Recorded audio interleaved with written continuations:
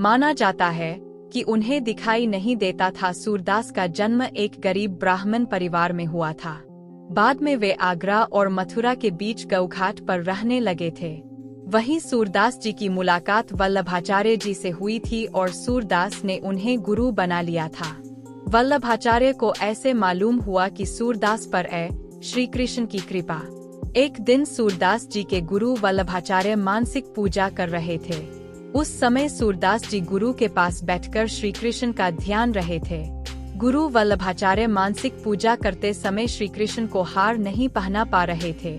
सूरदास जी ने अपने गुरु की मानसिक पूजा के बारे में जान लिया और बोला कि हार की गांठ खोलकर भगवान के गले में पहना दें और फिर गांठ लगा दें।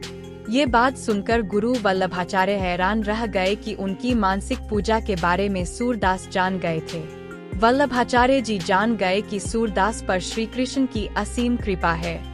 सूरदास ने अपने गुरु वल्लभाचार्य पर ज्यादा कुछ क्यों नहीं लिखा।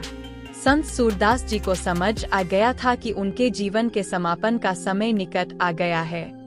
सूरदास जी के अंतिम समय में उनके कई भक्त उनके पास पहुंच गए थे।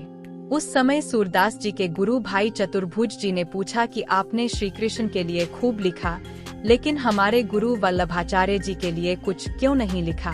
सूरदास जी ने कहा कि मैं लिख तो सकता था, लेकिन मेरे लिए श्री कृष्ण और वल्लभाचार्य जी में कोई अंतर ही नहीं है।